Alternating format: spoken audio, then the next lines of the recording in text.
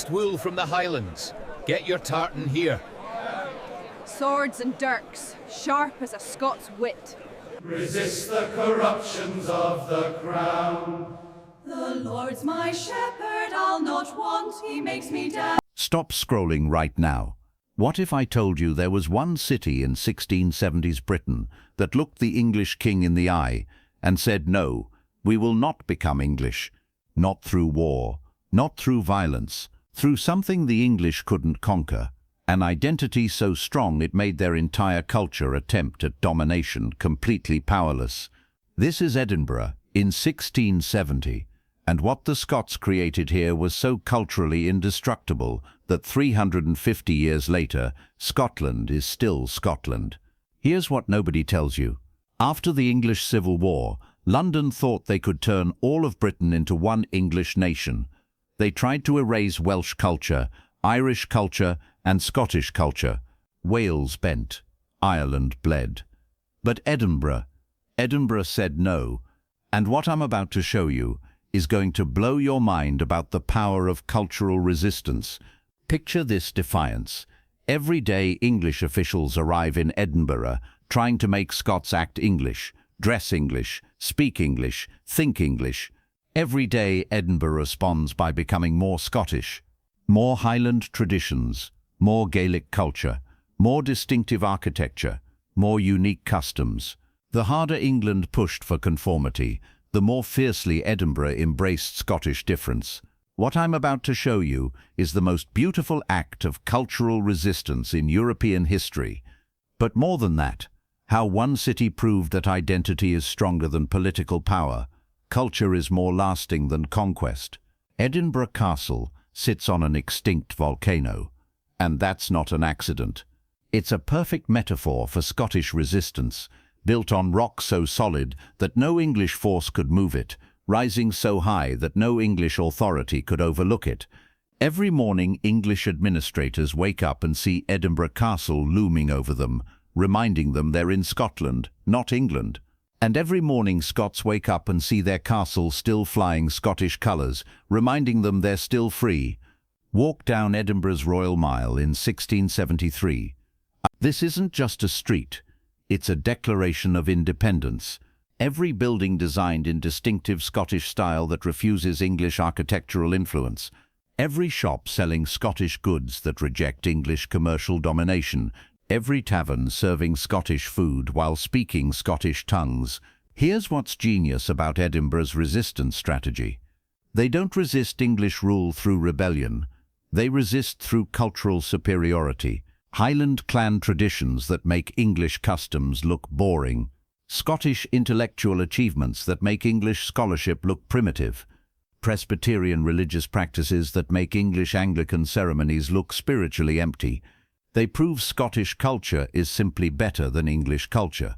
In Edinburgh's closes and wines, three languages blend in daily conversation. Scots English, that sounds nothing like London English. Highland Gaelic that English administrators can't understand. Latin that demonstrates Scottish intellectual sophistication. English officials arrive expecting to hear proper English. Instead, they hear linguistic creativity that makes their standardized speech sound culturally impoverished. Here's something that drives English authorities absolutely insane. Scottish Presbyterian worship is more spiritually intense than English Anglican services. More passionate preaching, more sincere devotion, more authentic religious experience. English religious conformity looks spiritually dead compared to Scottish spiritual vitality. The University of Edinburgh in 1675 is producing scholarship that makes Oxford and Cambridge look academically backwards. Scottish professors teaching medicine, philosophy and natural science with innovations that English universities haven't discovered. English students secretly travelling to Edinburgh for education. They can't get in England. Scottish intellectual achievement making English academic tradition look primitive. This is cultural resistance through educational superiority. Edinburgh's architecture in the 1670s is making a bold statement. We are not English, and our buildings prove it. Scottish baronial style that looks nothing like English manor houses. distinctive crow-stepped gables that announce Scottish identity, stone construction techniques that demonstrate Scottish engineering superiority. In Edinburgh's taverns and meeting houses, Highland clan culture thrives despite English attempts at cultural suppression. Clan tartans worn proudly as symbols of Scottish identity. Highland music played that makes English court music sound emotionally empty. Clan storytelling traditions that preserve Scottish history. English schools won't teach. Highland games and athletic competitions that demonstrate physical superiority. Each clan tradition is an act of cultural defiance. Edinburgh merchants develop trade relationships that bypass English commercial control, direct trading with European ports that don't require English approval, Scottish banking systems that operate independently of English financial control, Highland cattle trade that generates wealth without English taxation. Scottish legal traditions create a parallel justice system that operates by Scottish rather than English principles, Scots law that differs fundamentally from English common law, Scottish legal procedures that reflect Presbyterian rather than Anglican values, Highland clan justice traditions that supplement formal court systems, Scottish legal education that produces lawyers who think like Scots, not like English. Every legal decision reinforces Scottish rather than English cultural values. Here's something that's going to shock you about Scottish cultural resistance. By 1680, Edinburgh is generating philosophical and scientific ideas that are decades ahead of English intellectual development. This cultural defiance is creating the foundation for the Scottish Enlightenment that will revolutionize European thought. Presbyterian church governance demonstrates Scottish democratic principles that make English hierarchical religious structure look politically primitive. Church sessions elected by congregations rather than appointed by kings. Religious debates that encourage intellectual questioning rather than blind obedience. Pastoral care systems that demonstrate community responsibility rather than individual submission. Educational emphasis that produces religiously literate populations rather than religiously dependent subjects. Scottish religious independence creating political consciousness that English authorities can't control. Scottish Highland dress becomes a form of visual resistance. Tartan patterns that immediately identify clan allegiance and Scottish identity. Highland bonnets that distinguish Scottish heads from English hats. Scottish weaponry that demonstrates Highland martial tradition, distinctive Scottish jewellery and accessories that announce cultural pride.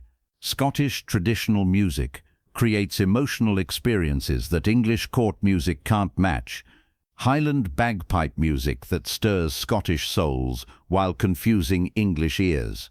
Border ballads that preserve Scottish historical memory, English education tries to erase. Celtic harp traditions that demonstrate Scottish artistic sophistication, folk songs that celebrate Scottish landscape, history, and values. Music becomes the vehicle for cultural memory that English authority can't suppress. Scottish seasonal celebrations maintain Highland cultural calendar regardless of English administrative preferences. Hogmanay traditions that celebrate New Year with Scottish rather than English customs. Highland games that demonstrate physical culture and clan competition.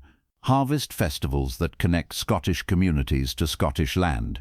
Religious observances that follow Presbyterian rather than Anglican patterns. Edinburgh's intellectual reputation attracts European scholars who bypass English universities. Medical education that produces doctors trained in techniques English physicians don't understand. Philosophical instruction that advances ideas English academics haven't considered. Scientific research that makes discoveries English investigators haven't achieved. Literary studies that examine texts English scholars can't properly interpret. Scottish intellectual superiority, making English education look provincially backwards. Edinburgh merchants develop commercial relationships that operate independently of English economic control. Baltic trade connections that supply Scottish needs without English middlemen. French commercial relationships that provide luxury goods despite English political hostility. Dutch trading partnerships that demonstrate Scottish commercial sophistication. Scottish craftsmen produce goods that demonstrate superior skills and distinctive cultural identity. Highland metalwork that creates weapons and jewellery. English craftsmen can't replicate. Scottish textile production that generates fabrics with uniquely Scottish patterns and quality. Stone carving traditions that produce architectural details demonstrating Scottish artistic superiority. Leatherworking techniques that create goods combining functionality with distinctively Scottish aesthetic. Every craft product becomes an assertion of Scottish cultural superiority over English standardization. Highland Gaelic poetry experiences Renaissance that preserves Scottish cultural memory. Epic poems that celebrate Scottish heroes English history books ignore. Lyric poetry that expresses Scottish emotional experiences English literature can't capture. Historical ballads that maintain Scottish cultural memory English education tries to suppress. Religious poetry that articulates Presbyterian spiritual experience. Edinburgh scholars make scientific discoveries that advance European knowledge while demonstrating Scottish intellectual capability. Medical research that improves surgical techniques and anatomical understanding. Natural philosophy investigations that advance Scottish contributions to European scientific revolution. Mathematical innovations that solve problems English scholars haven't addressed. Astronomical observations that contribute to navigation and calendar improvements. Scottish scientific achievement, proving intellectual equality or superiority to English academic performance. Edinburgh architects develop building techniques that create distinctively Scottish urban environment. Tenement construction that houses population density efficiently while maintaining Scottish aesthetic. Public building design that serves Scottish civic needs rather than English administrative requirements. Church architecture that supports Presbyterian worship rather than Anglican ceremonial. Defensive architecture that maintains Scottish military traditions. Scottish food traditions resist English culinary influence. Highland cuisine that uses local ingredients in ways English cooking doesn't understand. Scottish brewing traditions that produce ales and whiskies with distinctively Scottish flavours. Seasonal food preservation techniques adapted to Scottish climate and agricultural patterns. Feast traditions that celebrate Scottish social values rather than English court etiquette. Food becomes cultural resistance through taste that maintains Scottish identity. Scottish marriage and family traditions maintain Highland social structures. Clan marriage alliances that strengthen Scottish rather than English political relationships. Hand-fasting traditions that demonstrate Scottish rather than English legal customs. Child-rearing practices that transmit Scottish cultural values to next generation. Inheritance customs that maintain Scottish property relationships. Scottish oral tradition maintains cultural memory that English education systems try to erase. Clan genealogies that preserve Scottish family histories. Hero stories that celebrate Scottish rather than English historical figures. Folk tales that transmit Scottish moral and cultural values. Historical narratives that maintain Scottish perspective on events English history books distort. Storytelling becomes cultural resistance that maintains Scottish identity across generations. Scottish athletic traditions demonstrate physical culture that distinguishes Highland capabilities. Caber tossing that showcases distinctive Scottish strength training. Highland dancing that maintains cultural movement traditions. Bagpipe competitions that preserve musical excellence. Wrestling and combat sports that maintain Highland martial culture. Presbyterian religious music develops distinctively Scottish characteristics. Psalm singing traditions that create community religious experience, different from English Anglican worship.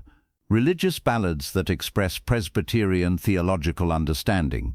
Church music that supports congregational participation rather than clerical performance. Spiritual songs that integrate Highland musical traditions with Christian religious expression. Scottish religious music creating worship experience that English authorities can't duplicate or control. Scottish legal education produces lawyers trained in Scots law rather than English common law. legal philosophy that reflects Presbyterian democratic principles, court procedure training that emphasizes Scottish rather than English precedent, legal writing that preserves Scottish rather than English legal language, professional education that maintains Scottish legal independence. Here's something that's going to blow your mind about Edinburgh's 1670s resistance. Every technique for preserving cultural identity that modern Scotland uses was perfected in 1670s Edinburgh. Cultural festivals that celebrate Scottish rather than British identity, educational systems that teach Scottish history and culture, political movements that assert Scottish rather than English interests, economic development that benefits Scotland rather than serving English needs, the cultural resistance strategies that kept Scotland Scottish for 350 years started in 1670s Edinburgh. Here's what Edinburgh teaches about preserving your own cultural identity under pressure. Authentic culture is stronger than imposed conformity. Cultural superiority works better than cultural defensiveness. Identity preservation requires active cultural practice, not just passive resistance. Community cooperation amplifies individual cultural strength.